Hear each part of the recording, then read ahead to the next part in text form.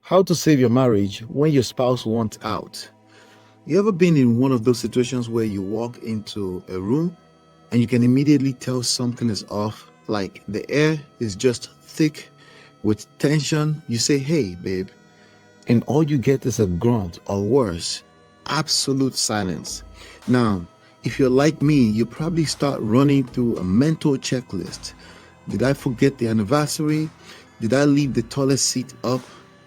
Oh wait, it's worse than that. And then boom, your spouse hits you with the words no one ever wants to hear. "I don't think this is working. I think we should separate." Listen, if you've ever been in this situation or you're in it right now, I need you to do one thing for me. Breathe. Seriously, breathe in, breathe out, because this isn't the end of your marriage. It's not the end of your marriage yet. And even if it feels like it, I promise there's still a way forward. I'm Ola, one half of a partnership with my wife, Lola. After 11 years of friendship and 8+ years of marriage, we almost gave up on each other. The pain, the distance, the constant fight, it felt like there was no way forward. But through heartbreak, trial, and relentless effort, we discovered something powerful. That journey led us to create the Get My Marriage Back system. We launched LolaOla.com in 2018 and co-authored the book Get My Marriage Back. Since then, we've helped countless individuals and couples get their marriage back and make it even better. At press time, we've celebrated 17+ years of marriage and 20+ years of friendship.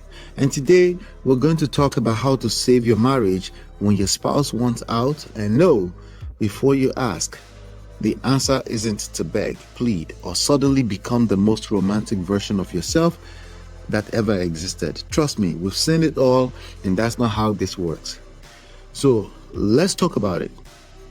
First, it's not about whose fault it is. I know. The first thing we all want to do when a relationship is falling apart is figure out who's to blame.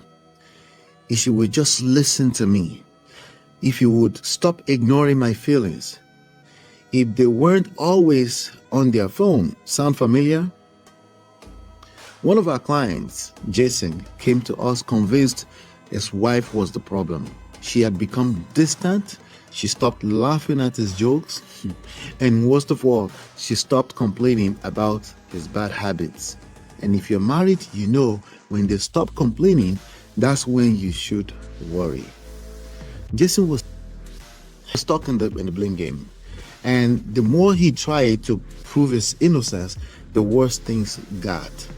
He would say, "But I do everything for you." And she would respond with, "I never asked you to." Ouch, it hurts. Look, if your spouse wants out, the goal isn't to prove you're right. The goal is to understand what's happening. And that leads me to the next point. Second, accept and understand it. Here's the thing. You can't fix what you refuse to accept. If your spouse says they want out, that's their reality right now. Telling them they're wrong or acting like it's just a phase isn't going to help. Think about it like this. All right, think about it like this. If someone is drowning and they're flailing their arms, you don't say, "You're not actually drowning. Just stop panicking." No, you acknowledge the panic. Then you help them in a way that doesn't make it worse. When Jason finally accepted that his wife felt disconnected, instead of fighting it, he started to see things differently. He realized she wasn't just being cold. She was hurting. And when you recognize that your spouse is hurting, you stop trying to win the argument and start focusing on the real problem. By the way, if this is hitting home for you, go ahead and hit that like button. And while you're at it, subscribe, follow, and turn on notifications, because we've got more coming that will help you get your marriage back on track. All right, let's get going. Third, number 3, be accountable. And no, accountability is not the same as fault. Jason had to learn this the hard way. See, he thought being accountable meant admitting everything was his fault, but that's not what we're talking about. Accountability means asking, what's my role in this, without turning it into self-blame or self-pity. It's about seeing where you can improve, not so you can take all the blame, but so you can take control of what you can change. Jason realized he had stopped being emotionally present years ago. His wife didn't wake up one day and say, I'm done. It was a slow fade.